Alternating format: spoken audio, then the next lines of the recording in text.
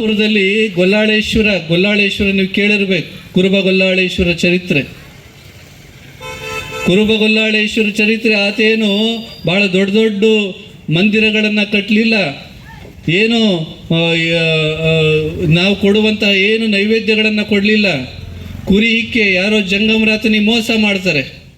ನಾನು ಕುರಿ ಕಾದ್ಕೊಂಡಿರೋದ್ರಲ್ಲಿ ಬ್ಯುಸಿ ಇದ್ದೀನಿ, ಕುರಿ ಬಿಟ್ಟು ಮಲ್ಲಯ್ಯನಿಗೆ ಬರೋಕ್ಕಾಗೋದಿಲ್ಲ, ನೀನು ಹೆಂಗೂ ಮಲ್ಲಯ್ಯನಿಗೆ ಪಾದಯಾತ್ರೆ ಹೋಗ್ತಾ ಇರ್ತಾರಲ್ಲ, ಈ ಕಡೆಗೆಲ್ಲ ಪಾದಯಾತ್ರೆ ಹೋಗುವಂತಹ ಜಂಗಮರ ಕಡೆಗೆ ಕುರಿ ಮಾರಿ ರೊಕ್ಕ ಕೊಟ್ಟು ಬರ್ತಾ ಹಂಗೆ ಶ್ರೀಶೈಲ ಮಲ್ಲಯ್ಯನಿಂದ ಒಂದು ಲಿಂಗ ತಗೊಂಬಾರಪ್ಪ, ನಾನು ಪೂಜೆ ಮಾಡ್ತೀನಿ ಅಂತಾರೆ. ಈ ಐನರಾತ ಜಂಗಮ ಏನು ಮಾಡ್ತಾನೆ, ಐನರ್ ಅಂದರೆ ಜಾತಿ ಲೆಕ್ಕ ತಿಳ್ಕೊಬೇಡ್ರಿ, ಪೂಜ್ಯರಷ್ಟೇ ಆವಾಗಿನ ಕಾಲದಾಗ. ಅವ ಏನು ಮಾಡ್ತಾನೆ, ಆತ ಜಾತ್ರೆ ಮಾಡಿಬಿಡ್ತಾನೆ. ಶ್ರೀಶೈಲಕ್ಕೆ ಹೋಗಿರೋ ಜಾತ್ರೆ ಹಬ್ಬದಲ್ಲಿ ಆ ಕುರುಬ ಗೊಲ್ಲಾಳೇಶ್ವರ ರೊಕ್ಕ ಕೊಟ್ಟಿರೋದನ್ನ ಮರೆತು ಅದನ್ನೂ ರೊಕ್ಕ ತನ್ನ ಮನೆಗೆ ಖರ್ಚು ಮಾಡ್ಕೊಂಡು ಜಾತ್ರೆ ಮಾಡ್ಕೊಂಡು ವಾಪಸ್ ಬರ್ತಾ ಇರ್ತಾನೆ. ಇಲ್ಲಿ ಗೊಲ್ಲಾಳೇಶ್ವರ ಕುರಿ ಕಾದ್ಕೊಂಡು ಇದೇ ದಾರಿಗೆ ಮತ್ತೆ ಜಂಗಮೈ ಬರ್ತಾನೆ ಅಂತ ಹಗಲು ರಾತ್ರಿ ಕಾದ್ಕೊಂಡಂತ ಕುಂತಿರ್ತಾನೆ. ಜಂಗಮ ಬರ್ತಾನೆ. ಬಂದಾಗ ದೂರದಿಂದ ನೋಡ್ತಾನೆ. ಅವಾಗ ಜ್ಞಾಪಕ ಬರುತ್ತಾನೆ ಜಂಗಮ್ಮನಿಗೆ, ಎಲ್ಲ ರೊಕ್ಕ ಇಸ್ಕೊಂಡು ಹೋಗಿದ್ದೆ, ಈತನ ಲಿಂಗನೇ ತಂದು ಕೊಡಲಿಲ್ಲ, ಏನು ಮಾಡೋದು? ಆತ ಹೋದಾಗ ಕೇಳ್ತಾನೆ ಅಂತಂದ್ಬಿಟ್ಟು ಆ ಕಡೆ ಈ ಕಡೆ ನೋಡ್ತಾನೆ. ಅಲ್ಲೇ ಕುರಿ ಈಕೆಯಲ್ಲಿ ಒಂದು ದೊಡ್ಡ ಈಕೆ ತಗೊಳ್ತಾನೆ. ದೊಡ್ಡ ಈಕೆ ತಗೊಂಡು ಕೈ ಮುಚ್ಕೊಂಡು ಬರ್ತಾನೆ. ಆತ ಉಲ್ಲಾಸ ಗೊಲ್ಲಾಳೇಶ್ವರನಿಗೆ, ನಾ ಶ್ರೀಶೈಲದಿಂದ ಲಿಂಗಪ್ಪನ ತಂದಿದ್ದಾನೆ, ನಾನು ಇವತ್ತಿಂದ ಮನಸಾರೆ ಪೂಜೆ ಮಾಡಬೇಕು ಅಂತ ಹಿಗ್ಗೋ ಆತನಿಗೆ ಕೇಳ್ತಾನೆ. ಎಲ್ಲಿ ಲಿಂಗಪ್ಪ, ಎಲ್ಲಿ ಲಿಂಗ? ತಂದಿದ್ದೀನಿ.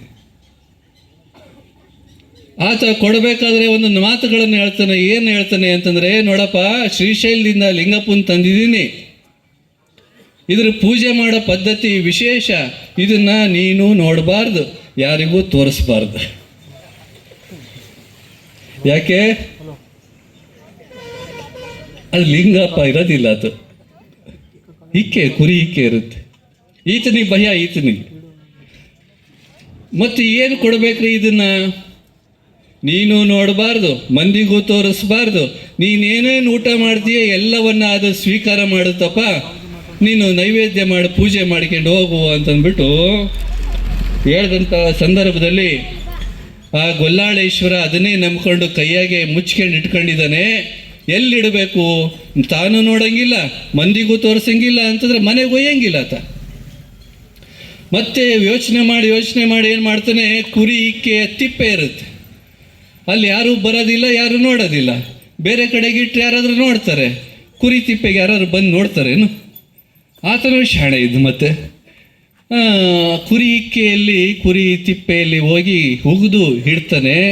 ಇಟ್ಟು ಏನು ಅಡವೆಗಿರುವಂಥ ಎಲ್ಲ ಫಲಪುಷ್ಪಗಳನ್ನು ತಂದೇನೋ, ಹಾಕಿದ್ನೇನೋ, ಪೂಜೆ ಮಾಡಿದ್ನೇನೋ, ಕುರಿ ಹಾಲೆಲ್ಲ ತಗೊಂಬಂದೇನೋ, ತಾನು ಕುಡಿಯೋದು ಬಿಟ್ಟು ಮನೆಗೆ ಕೊಡೋದು ಬಿಟ್ಟು ಎಲ್ಲ ಆ ತಿಪ್ಪೆಗೆ ಒಯ್ದೇನೋ. ತಿಪ್ಪೆ ಎಷ್ಟು ಒಯ್ದರೂ ಕುಡಿಯುತ್ತದೆ.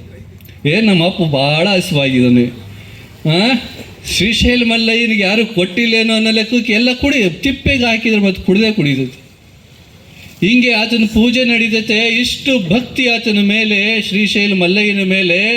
ಆದರೆ ಆತ ಸಾಕ್ಷಾತ್ ಲಿಂಗ ಅಂತ ಪೂಜೆ ಮಾಡ್ತಾ ಇರ್ತಾನೆ, ಒಳಗಿರೋದು ಕುರಿ ಹಿಕ್ಕೆ ಅಂತ ಗೊತ್ತಿರೋದಿಲ್ಲ ಬಂಧುಗಳೇ. ಅವರಪ್ಪ ಒಂದು ಸರಿ ಹೇಳ್ತಾನೆ, 2 ಸರಿ ಹೇಳ್ತಾನೆ, ಎಲೆ ಹುಚ್ಚ, ಅದು ತಿಪ್ಪೆಗೆ ಯಾರಾದರೂ ಪೂಜೆ ಮಾಡ್ತಾರೇನೋ, ತಿಪ್ಪೆಗೆ ಹಾಲು ಹಾಕ್ತಾರೇನೋ, ದಡ್ಡಿದೀಯ ನೀನು ಅಂತಂದ್ಬಿಟ್ಟು ಕುರಿ ಹಿಕ್ಕೆಯ ತಿಪ್ಪೆಯನ್ನು ಕೆದರೋದಕ್ಕೆ ಹೋಗುವಂಥ ಸಂದರ್ಭದಲ್ಲಿ ಅಪ್ಪನನ್ನೇ ಇಷ್ಟು ಮೈ ಮರೆತಿರ್ತಾನೆ ದೇವರಲ್ಲಿ.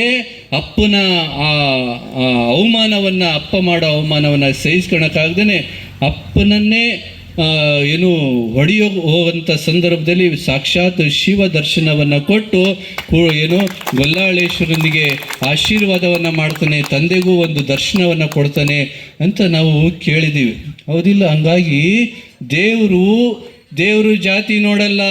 ದೇವರು ನೀವೇನು ಕೊಡ್ತೀರಿ ಅದನ್ನು ನೋಡೋದಿಲ್ಲ, ನೀವೆಷ್ಟು ಕೊಡ್ತೀರಿ ಅದನ್ನು ನೋಡೋದಿಲ್ಲ, ನೀವು ವಯಸ್ಸು ನೋಡೋದಿಲ್ಲ. ಮುದುಕರಾಗಿದ್ದೀವಿ, ನಮ್ದೇನು ಆಯ್ತಪ್ಪ ಅಂತಂದ್ಬಿಟ್ಟು ಮತ್ತೆ ಕುಡಿದು ಮತ್ತೆ ಮಲಿಕೊಳ್ಳೋದೆ ನಮ್ಮಲ್ಲಿ ಭಾಳ ಮಂದಿ. ನೀನು ಮಾಡಪ್ಪ, ನೀನು ನಂದು ವಯಸ್ಸಾಗೈತೆ, ಮತ್ತೆ ಸುಟ್ಟ ಸೇದದೆ, ಮತ್ತೆ ಕುಡಿಯೋದೆ. ಮತ್ತೆ ಹಂಗಲ್ಲಪ್ಪ, ವಯಸ್ಸಾದಾಗೂ ಸಹಿತನ ನೀವು ದೇವ್ರ ಮೇಲೆ ನಿಷ್ಠೆ ಇಲ್ಲ, ಧರ್ಮದ ಕಡೆಗೆ ತ್ಯಾಗದ ಕಡೆಗೆ ಭಾವನೆ ಇಲ್ಲ ಅಂತಂದರೆ ನಿನ್ನದೆಂಥ ಜನ್ಮನಪ್ಪ. ಎಲ್ಲ ಮಾಡಿದ ಮೇಲೂ ಸಹಿತನ ಧರ್ಮದ ಕಡೆಗೆ ಮನಸ್ಸು ಬರಬೇಕಾ? ಹಾಗಾಗಿ ನೀವೆಲ್ಲ ಇಲ್ಲಿ ಹಿರಿಯರಿದ್ದೀರಿ. ದೇವರು ನಮಗೆ ದೂರ ಅಲ್ಲ, ದೇವರು ಯಾರಿಗೂ ದೂರ ಅಲ್ಲ, ತಾಯಿ ಅಷ್ಟೇ ಸಮೀಪ ಅಂತಂದ್ಬಿಟ್ಟು ಎಲ್ಲ ಧರ್ಮ ಗ್ರಂಥಗಳು ಹೇಳ್ತಾವೆ. ಬಂಧುಗಳೇ, ಮನುಷ್ಯನ ಜನ್ಮ ಭಾಳ ಶ್ರೇಷ್ಠವಾದ್ದು. ಈ ಜನ್ಮದನ್ನು ಬರೀ ದುಡ್ದೆ, ಯಾರಿಗೂ ಮೋಸ ಮಾಡದೆ, ಯಾರಿಗೂ ತಂದೆ ಹಾಕದೆ ಅಂತ ಅನ್ನೋಲ್ಲ, ದೇವರಿಗೆ ಸ್ವಲ್ಪ ಸಮಯವನ್ನು ಅರ್ಪಿಸ್ಕೊಳ್ಬೇಕು, ನಮ್ಮ ಜೀವನ ಸಾರ್ಥಕ ಅಂತ ಹೇಳಿ ಈ ಹೇಳೋದಕ್ಕೋಸ್ಕರ ಈ ಯಾತ್ರೆಯನ್ನು. ದೇವರ ಮೇಲೆ ಮೊದಲಿಗೆ ಭಕ್ತಿ, ಎರಡನೇದು ಹಾಲು ಮತ ಧರ್ಮ, ತಂದೆ ತಾಯಿಗಳಿಗೆ ಗೌರವಿಸುವಂತಹ ಧರ್ಮ. ಯಾಕೆ ಅಂದರೆ ಪಾರ್ವತಿಯ ಎದೆಹಾಲಿನಿಂದ ಜನಿಸಿದಂತಹ ಮುದ್ದುಗೊಂಡನಿಂದ ಬಂದಿರುವಂತಹ ಪರಂಪರೆ. ತಾಯಿ ಮೊದಲನೇ ಸಂತತಿ ಅಂತಂದರೆ ಶಿವನೇ ಕುರುಬ. ಈ ಕುರಿಯನ್ನು ಯಾರು ಕಾಯ್ತಾರೆ ಜಗತ್ನಾಗೆ? ಫಸ್ಟು ಈ ಭೂಮಿ ಮೇಲೆ ಕುರಿಯನ್ನು ಕಾದಾತ ಯಾರಪ್ಪ ಅಂದರೆ ಶಿವ ಪಾರ್ವತಿಯರು. ಆ ಶಿವ ಪಾರ್ವತಿಯರ ಸಂತತಿನೇ ಇಡೀ ಮನುಕುಲ, ಇಡೀ ಭಾರತ ದೇಶದ ಮನುಕುಲ, ಕುರುಬರಷ್ಟೇ ಅಲ್ಲ. ಹಾಗಾಗಿ ಶಿವಪಾರ್ವತಿ, ನಮ್ಮ ಪೂರ್ವಜರೇ ಶಿವಪಾರ್ವತಿಯ ವಂಶದವರು. ಈ ಹಿನ್ನೆಲೆಯಲ್ಲಿ ಮನೆಗಿರೋ ತಂದೆ ತಾಯಿನೇ ನಮಗೆ ದೇವರು. ತಾಯಿಯ ಸಂಸ್ಕೃತಿ ನಮ್ಮದು ಮಾತೃಪ್ರಧಾನ ಸಂಸ್ಕೃತಿ. ತಾಯಿಯನ್ನು ಕನಿಷ್ಠ ಮಾಡಕ್ಕೆ ಹೋಗಬೇಡ್ರಿ. ಈ ದೇಶದಲ್ಲಿ ವಲಸೆ ಬಂದಂತಹ ಧರ್ಮ ಪುರುಷ ಪ್ರಧಾನ ವ್ಯವಸ್ಥೆಯನ್ನು ಇಲ್ಲಿ ಕಟ್ಟೈತೆ. ಹೆಣ್ಮಕ್ಳನ್ನ ಶೂದ್ರರು, ಇನ್ನಿತರ ಜಾತಿಯವರು ಶೂದ್ರರು ಅಂತ ಹೇಳೈತೆ. ಆದರೆ ನಮ್ಮ ಹಾಲು ಮತ ಧರ್ಮದಲ್ಲಿ, ಭಾರತೀಯ ಸಂಸ್ಕೃತಿಯಲ್ಲಿ ಅದಿಲ್ಲ. ನೀವು ಒಂದ್ಸರಿ ನೋಡ್ರಿ, ಪುರಾಣ ಮೈಲಾರಲಿಂಗನಿಗೆ ಹೋಗ್ತೀರಿ, ಪೂಜೆ ಪುನಸ್ಕಾರಗಳನ್ನು ನೋಡ್ತೀರಿ, ಅಲ್ಲಿ ಫೋಟೋಗಳನ್ನು ನೋಡ್ತೀರಿ.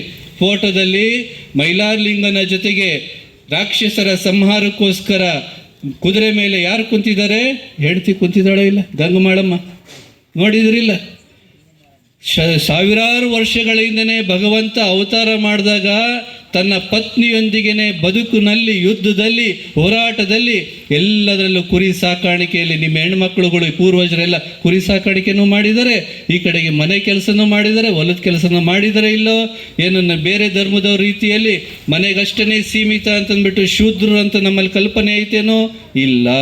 ಹಾಗಾಗಿ ಹೆಣ್ಣುಮಕ್ಕಳಿಗೆ ಸಮಾನತೆ ಕೊಟ್ಟಂತಹ, ಹೆಣ್ಣುಮಕ್ಕಳನ್ನು ದೇವತೆಯ ಸ್ಥಾನದಲ್ಲಿ ಕೊಟ್ಟು ಪೂಜಿಸುವಂತಹ ನಮ್ಮ ಧರ್ಮದಲ್ಲಿ ಹೆಣ್ಮಕ್ಕಳಿಗೆ, ತಾಯಿಗೆ ಅವಮಾನ ಮಾಡೋಕ್ಕೆ ಹೋಗಬೇಡ್ರಿ. ತಂದೆ ತಾಯಿಗೆ ಪೂಜೆ ಮಾಡುವಂಥದ್ದು, ಏನೋ ಗೌರವಿಸುವಂಥದ್ದು, ಅವರ ಋಣದಲ್ಲಿ ಇರ್ತಕ್ಕಂತಹ ಒಂದು ಸಂಪ್ರದಾಯವನ್ನು ನೀವು ಬೆಳೆಸ್ಕೋಬೇಕು. ಇದರ ಜೊತೆಗೆ ನಮ್ಮ ಪುರಾಣಗಳನ್ನು ಕೇಳಬೇಕು. ಮಾಳಿಂಗರಾಯನ ಪುರಾಣ ಇರಲಿ, ಬೀರಲಿಂಗೇಶ್ವರನ ಪುರಾಣ ಇರಲಿ, ಮೈಲಾರಲಿಂಗನ ಪುರಾಣ, ರೇವಣಸಿದ್ಧನ ಪುರಾಣ. ಇಲ್ಲೆಲ್ಲ ಗುರುಗಳು ಕುಂತಿದ್ದಾರೆ. ರೇವಣಸಿದ್ಧ ನಾವು ಯಾರ್ಯಾರೋ ಸಮಾನತೆಯನ್ನು ಕೊಟ್ಟಿದ್ದಾರೆ. ಸಮಾನತೆಯನ್ನು ಸಾರುವಂತಹ ಧರ್ಮ ಹಾಲು ಮತ ಧರ್ಮ. ಇದಕ್ಕೆ ಸಾಕ್ಷಿ ರೇವಣಸಿದ್ದೇಶ್ವರರು.